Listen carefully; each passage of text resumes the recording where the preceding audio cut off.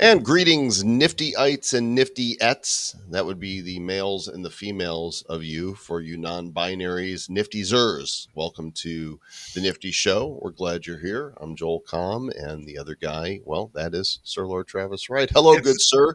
it's Zerlord.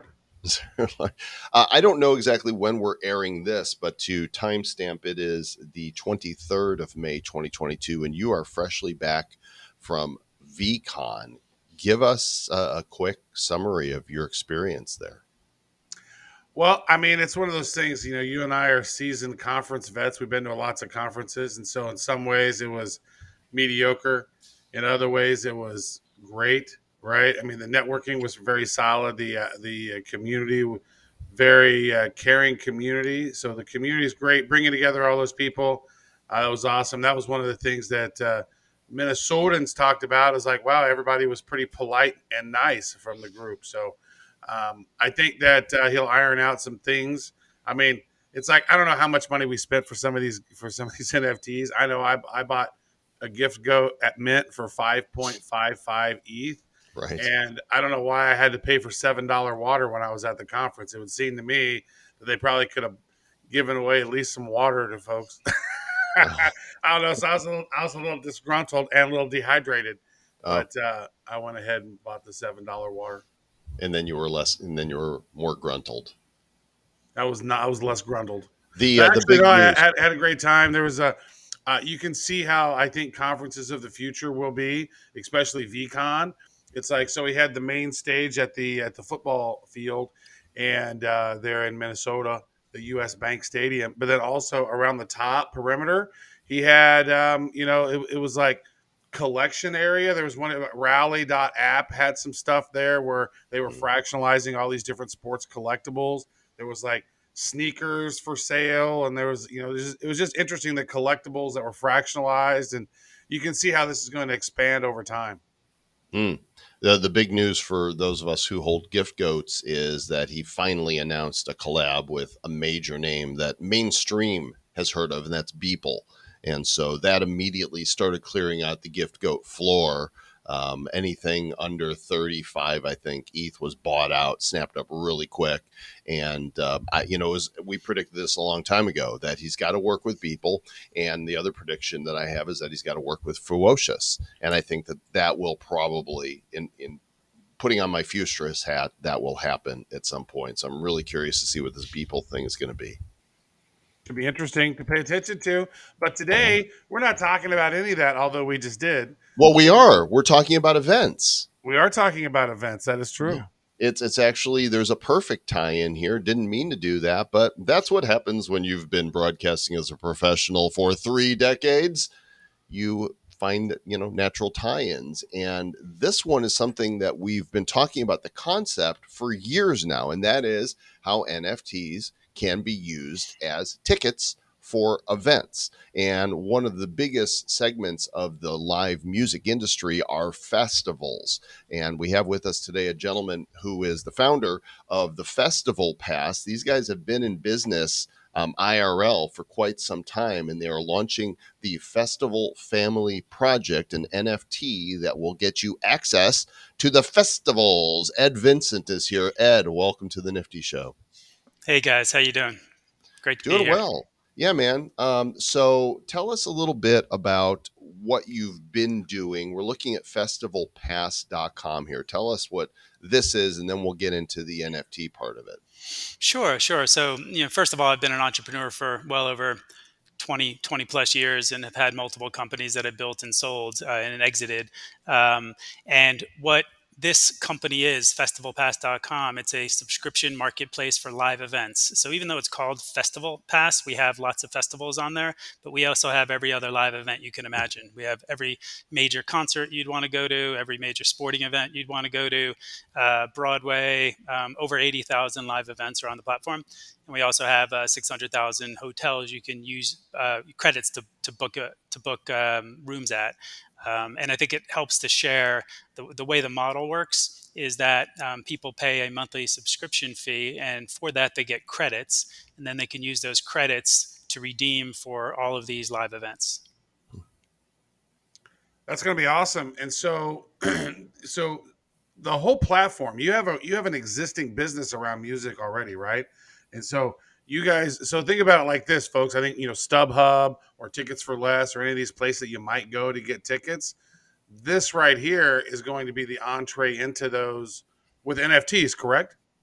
Correct. So what it is we're the NFT itself. It's not the ticket itself. It doesn't become the NFT, and I think that's is where the industry is generally going. And over the next 3 to 5 years, every ticket will be an NFT in itself. But what we're doing here is we're creating something really unique and has a lot of utility. Whereas our NFT, whoever holds the NFT that we're about to offer publicly in the next month, is they'll get a lifetime subscription to our founders membership. So that means every single year they own the NFT, they'll get $1,200 worth of credits. And with those $1,200 worth of credits, they can then use it to go to any event they want to go to. So they effectively get this massive utility dividend every single year that they hold this NFT. So, what's really clear here is that you're not just, kicking a startup here. This is an existing business that you are now revealing expansion with NFTs. In fact, this article that we'll link in the show notes just showed up on Billboard. FestivalPass unveils subscription platform for live entertainment. Eyes expansion. Going to go to Europe, Australia, and then eventually Asia, Latin America, and Antarctica. You're gonna do it all. And the website for the NFT is festivalfamily.live. So this badass guy right here, let's talk about the utility of what somebody gets with one of these NFTs. Yeah, so the initial utility, I think it's important with any kind of project that utility is offered right out of the gate, not just what happens in a future roadmap. So as soon as you own this NFT, you can utilize your NFT to redeem for this annual membership, and this annual membership is what we call the Founders Membership on Festival Pass, and it gets you effectively 1,080 credits, which is about $1,200 worth of credits. And once you have these credits and they're in your account, you can go to anything you want to go to. You might, be a Justin Bieber fan, and that might cost 200 credits, and you just redeem 200 of your 1,200 credits, and you go to I'm Justin Bieber. not. I'm not, just for the record. No, fair enough, fair enough. I think, I think I heard Travis was at Snoop Dogg recently, so it could have been a Snoop Dogg show. Could have been a Snoop Dogg show. I was there at the Snoop Dogg for sure. So you get 1,080 of credits. These are worth around $1,200. And if you get this founders pass, you get those 1,200 credits every year, or Yep, $1,200 every single year. every single year. Every year, just ongoing. Ongoing, as long as you still own that NFT. And the beauty is, if you have it for a couple years and you're getting all these credits, and maybe you decide that, hey, I'm not going to go to as many live events and I want to sell it, you can sell it in the secondary market, and it Can just you sell the passes. credits? So it's interesting. You can't sell the credits, but we have this unique ability. We're going to be showing in the secondary market how many days are left for that year and how many credits are left for that year. And every single year on the anniversary of mint, your account refreshes to 1,200 new credits. You get roll over your minutes like you did with Singular. For the NFT, no, it refreshes for a new. It's like, oh, you didn't use 700 last year. I'd like to have those plus my new ones. Well, But no.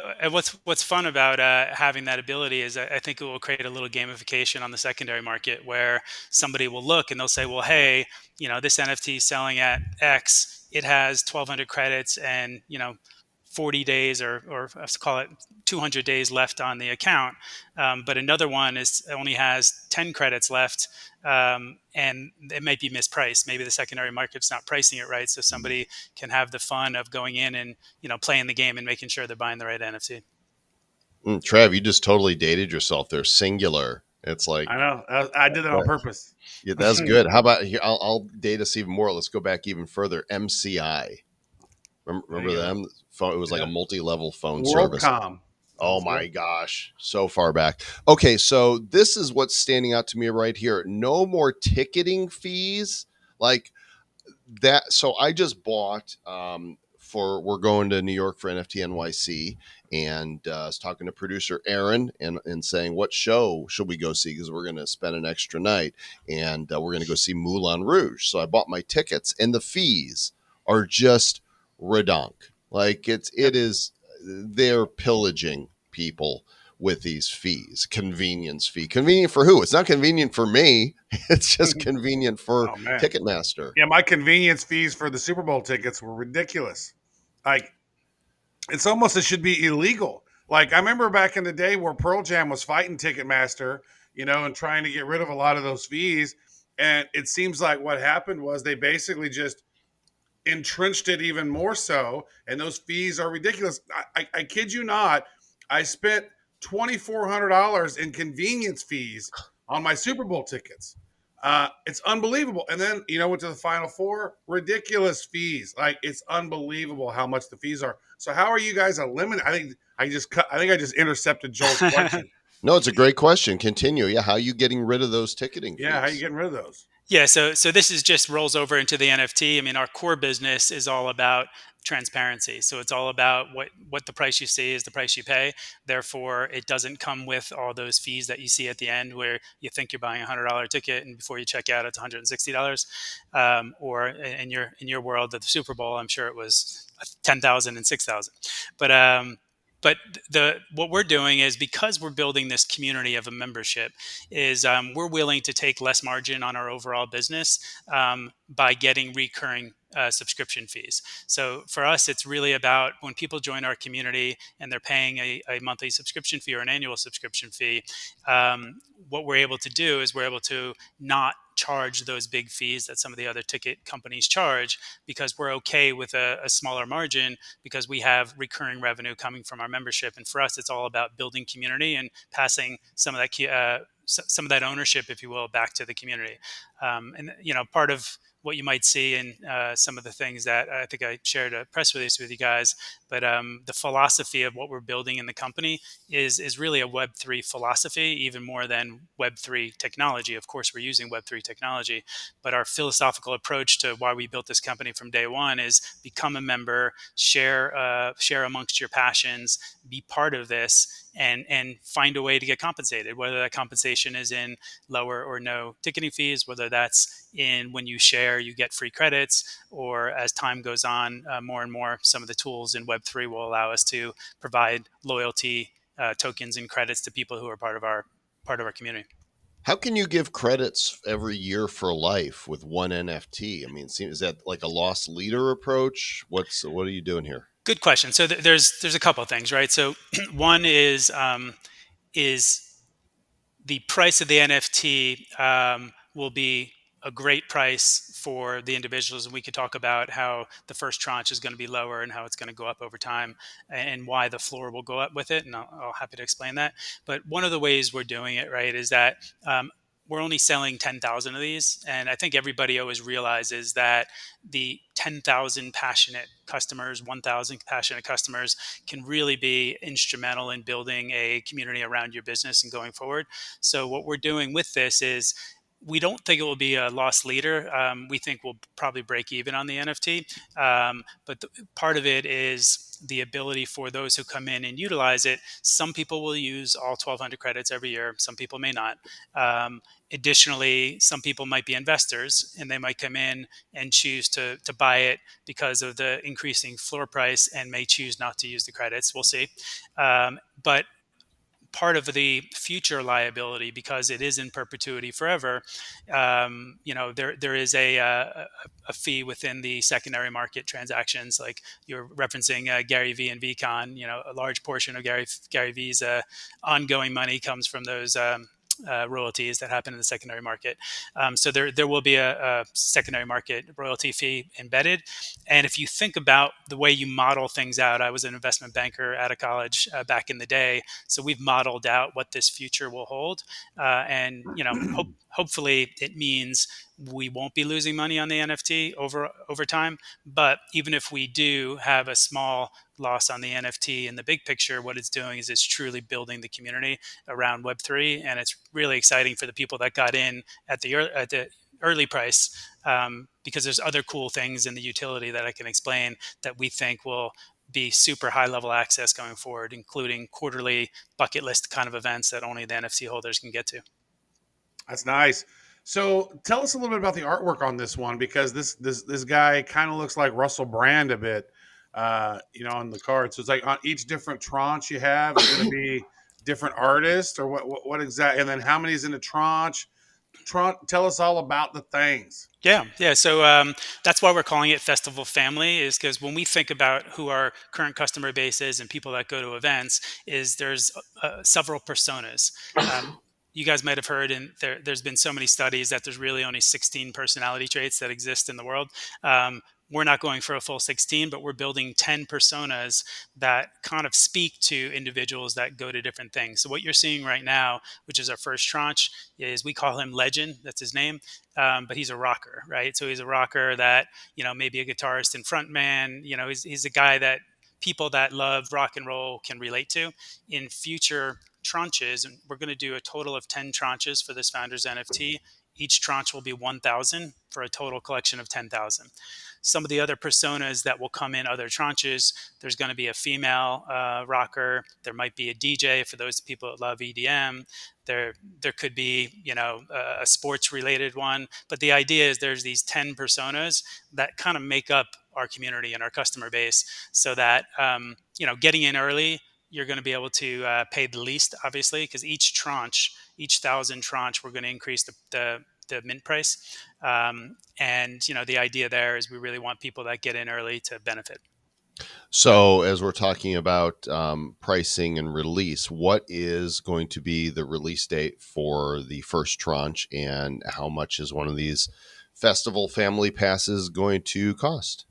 Sure. So it will be sometime in June for the public mint, probably to the later side of it. Obviously, we're building. We have a pretty strong base community outside of kind of the crypto native. We have over 60,000 members in our platform already.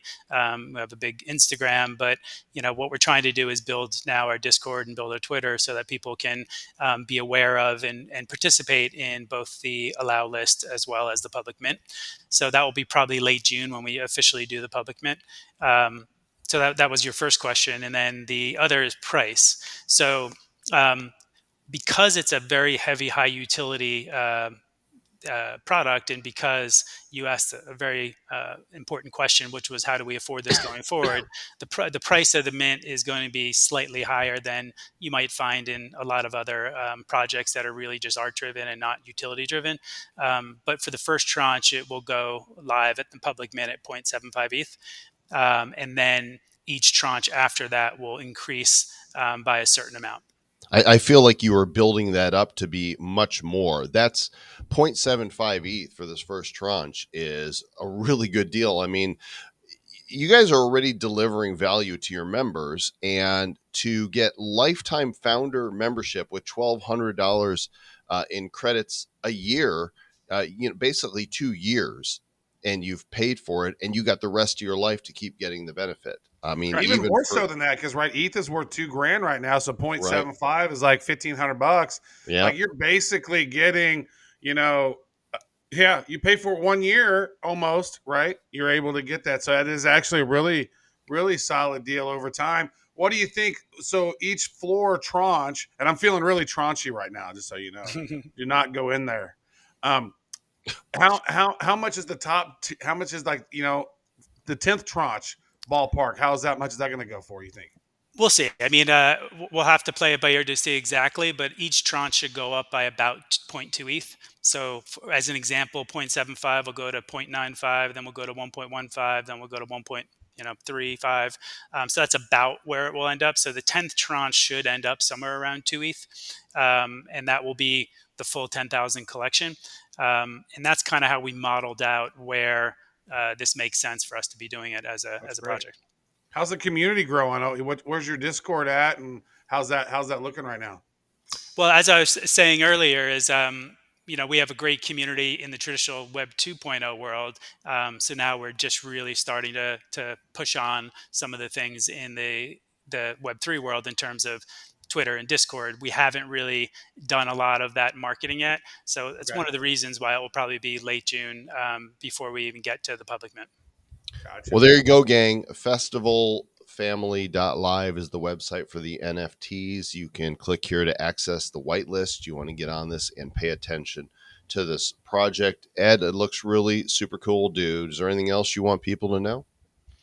No, I think that that's it on the project. There's a lot of exciting things. Oh, the one last thing is people that own the NFT also get access to quarterly bucket list events I was Mm. referencing earlier. But those are going to be things that you couldn't get anywhere else. Like it could be a small show for 500 people to like a really top artist. It could be going to a New York Rangers game and sitting in the luxury box and having dinner with the players after. One of our investors actually is a New York Rangers hockey player. That's just a good example. Um, and I think the one last thing to say, especially in a lot of these projects, we're in it for the long haul. We'll be here. I'm a 20-year plus founder.